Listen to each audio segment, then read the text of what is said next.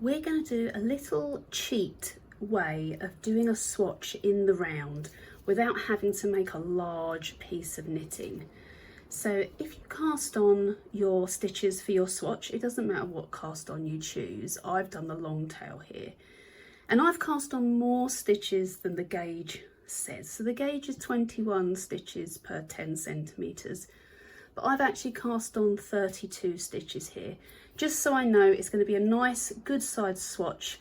So when I come to measure it, I've got a good idea and I can measure right in the center of that square.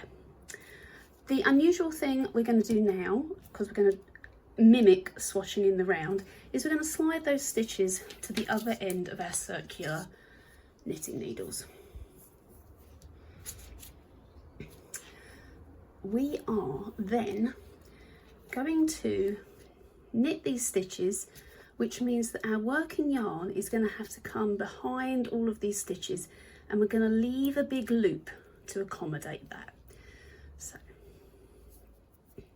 I'm going to leave a good loop for the back of this swatch, and I'm going to go in and knit that first stitch.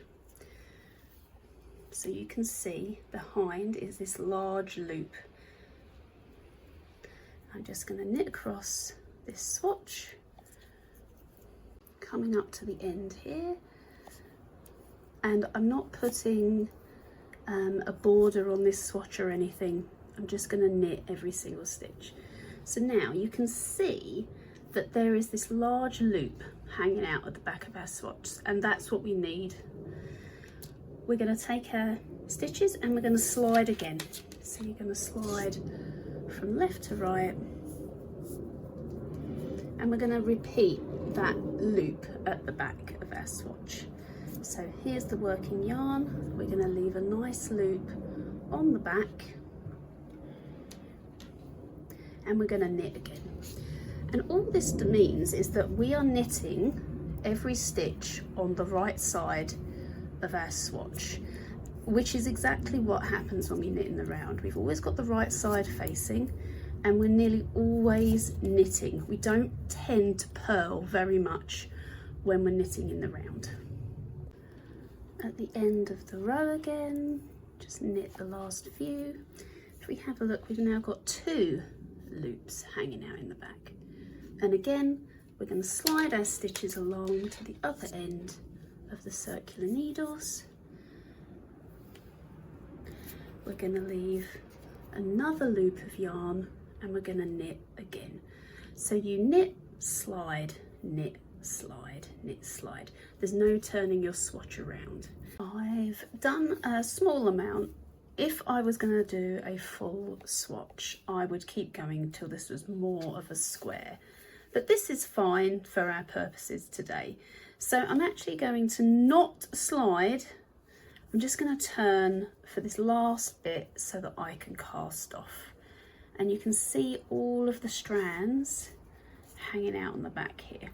Now, you might be worried about how loose this edge stitch is on this side. I wouldn't worry about it. If you're really concerned, you can tug these strands and tighten it up, but it really isn't necessary. These will just sit there like that, and you're not going to be, because we've made the swatch wider than it needs to be, we're not going to have to measure right up to this big baggy edge. So casting off, and then we'll come back and we will sort out all these strands. Here's our mini swatch. That's the front, and then if we look at the back, we've got all these strands hanging out. And what might happen is you might, if these strands are quite short, it might be pulling your swatch in a little bit. But what we're going to do is, before we wash and block our swatch, we're actually going to cut through these loops on the back of our swatch. And literally you're going to go into the center and you're going to cut through all of those so it will lay nice and flat. Then you can give it a little bath and let it dry, and you can measure your gauge. Really don't worry about this. It's not going to come undone. You can give each strand a little tug to tighten it up if you want. If you're really concerned, you could tie 2 strands in a little knot at the edge there, but I promise it won't go anywhere. It's not going to do anything, and it should just be that very edge stitch, and we're only going to measure in the middle here. This is a full-size swatch done in the same way. Once it's washed and blocked, you can see it lays pretty flat, and you can do your measurements right in the center there. And that's a little cheat swatch in the round.